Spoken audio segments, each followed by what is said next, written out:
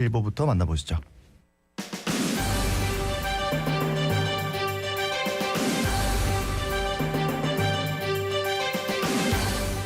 자갈치 일보.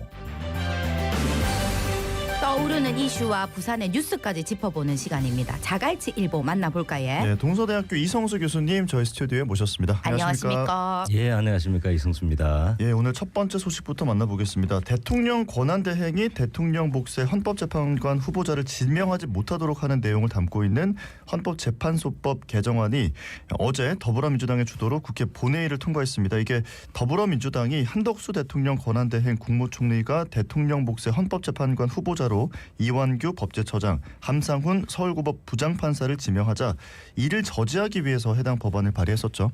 예, 그렇습니다. 국회는 본회의에서 김용민, 이성윤 민주당 의원이 대표 발의한 헌법재판소법 일부 개정안을 제적 의원 294명 중 찬성 188명, 반대 106명으로 가결했습니다. 예. 국민의힘 소속에서는 김상욱 의원이 유일하게 찬성표를 던졌는데요. 나경원, 김예지 의원과 개혁신당 이준석 의원 등은 표결에 불참했습니다. 예, 대통령 권한대행이 헌법재판소 재판관을 지명할 권한이 있냐 없냐 얘기가 나왔었다 아닙니까? 예, 그렇습니다. 개정안은 대통령이 고리되거나 사고, 직무정지 등의 사유로 권한대행 체제가 된 경우 대통령 목 재판관 3명은 임명 지명하지 못하게 하는 내용이 핵심입니다. 권한대행은 국회가 선출한 3명과 대법원장이 지명하는 3명의 재판관만 임명할 수 있도록 했는데요.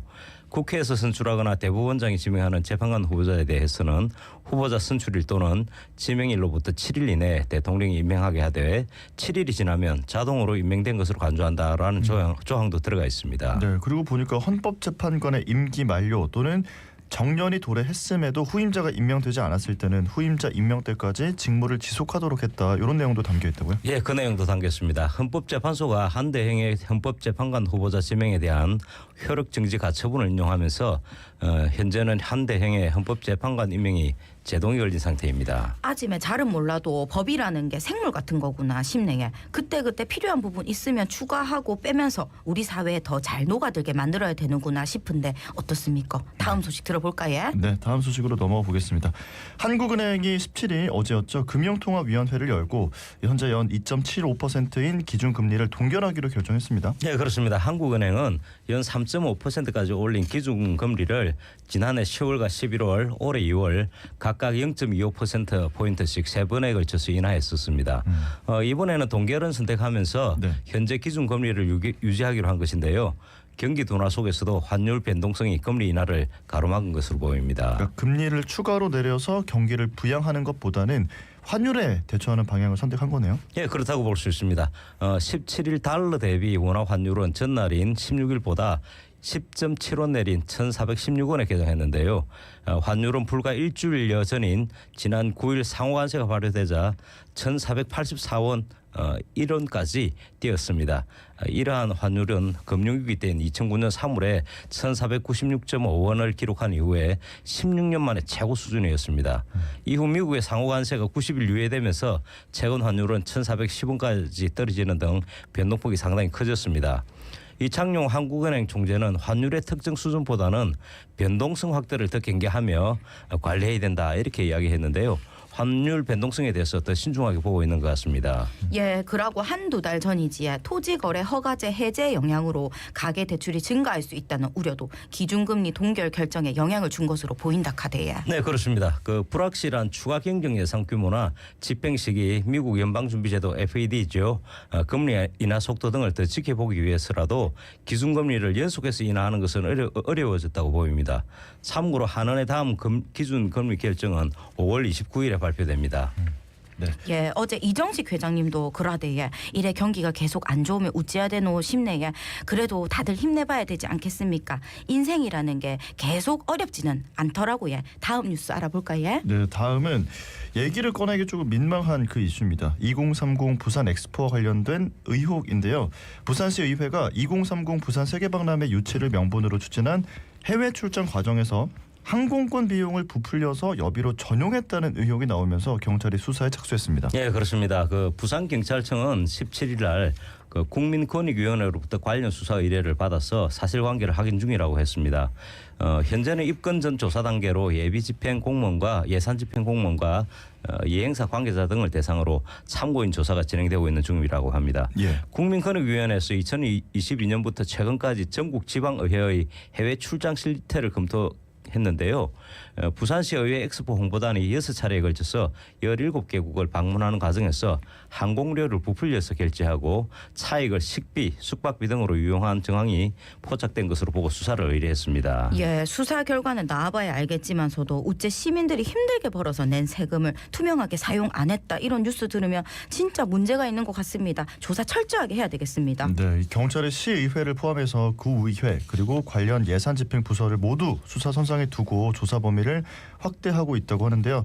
현재까지 10여 개의 구군이 조사 대상이라고 하더라고요. 예, 그렇습니다. 이 문제에 대해서 일부 공무원들은 부족한 예산을 현실적으로 맞추다 보니 불가피했다라는 입장을 보이고 있는데요.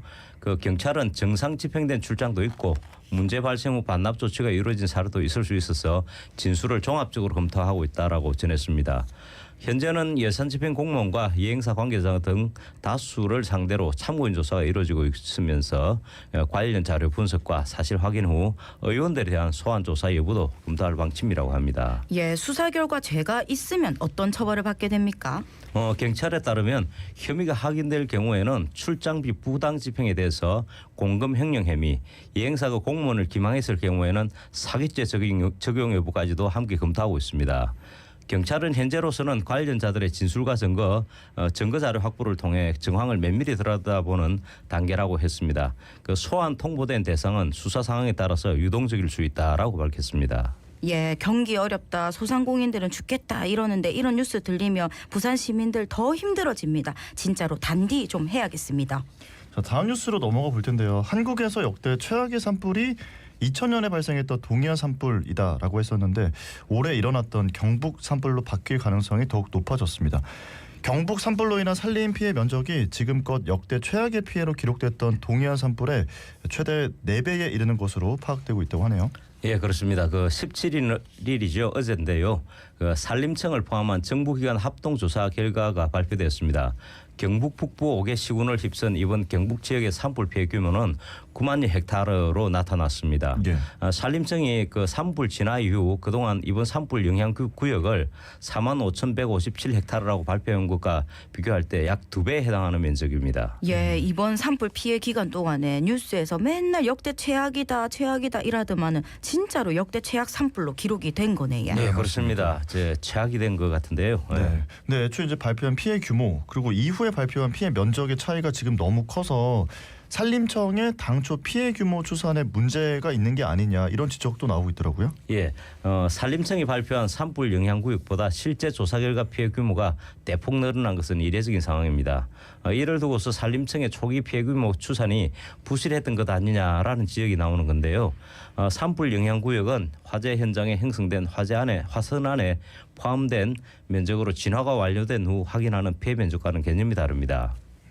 예. 자, 진화가 완료된 뒤에 타지 않은 부분은 산불 영향 면적에는 포함이 되지만 이게 피해 면적에는 들어가지 않기 때문에 통상 영향 면적이 실제 피해 면적보다는 좀 넓게 잡힌다 이렇게 얘기는 하더라고요. 네, 그렇습니다.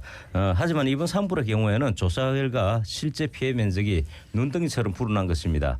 이를 두고 산림청의 당초 피해 규모 추산에 문제점이 있다라는 지적도 나오고 있는 것입니다. 예, 산림당국은 조만간 산림 피해 면적을 확정해서 발표할 예정이라 카대야 피해 입은 사람들 얼마나 힘들겠습니까? 제대로 파악하고 왜 이런 일이 생기는지 원인도 매일매일 살피고야 대책도 같이 머리를 맞대야 되겠습니다. 그러고 이제 산불이 계절이 없다 카지야 작은 부시도 늘 조심하입시다. 자, 다음 뉴스 알아볼까요? 네, 다음 뉴스는요. 부산 광안대로 평일 출근 시간 통행료 경감 시간대를 1시간 연장하는 방안이 추진된다는 뉴스 가지고 왔습니다. 네, 시민으로서는 상당히 좋은 소식인데요. 예. 박영준 시장은 오늘 21일부터 시작되는 부산시에 의해 제328회 임시회에서 부산광역시 유료도로 통행료 징수 등에 관한 조례 일부 개정 조례안을 어제 제안했었는데요.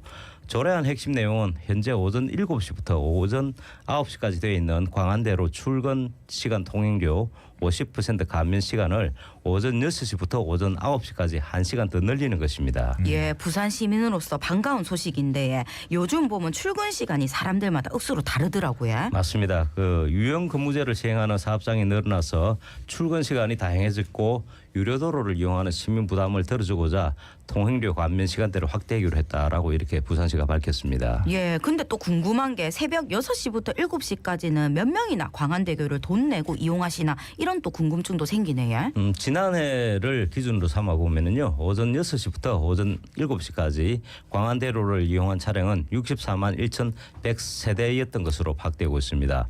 부산시는 통행료 감면 시간대가 확대되면은 올해 광안대로 통행료 수입이 1억 6,200여만 원이 감소한다. 그리고 2026년에는 한 해 2억 7,900여만 원이 줄어들 것으로 이렇게 파악하고 있습니다. 네, 여기서 한 가지 또 짚어드릴 게 통행료 50% 감면이 되는 거는 이제 출근 시간 1시간이 늘어서 6시부터 9시가 되는 거고 퇴근 시간 통행료 50% 감면 시간대는 현행처럼 오후 6시부터 오후 8시까지로 유지가 된다고 하는데 이게 언제부터 시행이 되는 거죠? 예, 조례안은 부산시의회 건설교통위원회 심사를 거쳐서 다음 달 1일 열리는 제328회 임시의 제4차 본회의에서 가결되면은 다음 달 26일 그러니까 5월 26일이죠. 네. 이때부터 시행됩니다. 예, 아침에도 억수로 일찍 출근하거든요. 이 일찍 출근하는 게 힘들다 아닙니까? 근데 1시간 늘어서 새벽 6시에서 7시에 출근하는 시민분들도 요래 출근 시간으로 인정을 받는다 하니까 좋은 소식이네. 그러고 사실 부산이 또 유료도로가 억수로 많다 아닙니까? 아침에 또 바람이 있다면 다른 유료도로도 좀 손을 봐가지고 또 부산 시민들이 또 편하게 이용할 수 있으면 좋겠네. 오늘 자갈치 일보는 여기까지 듣겠습니다. 네, 동서대학교 이성수 교수님과 함께했습니다. 고맙습니다. 감사합니다. 예, 감사합니다.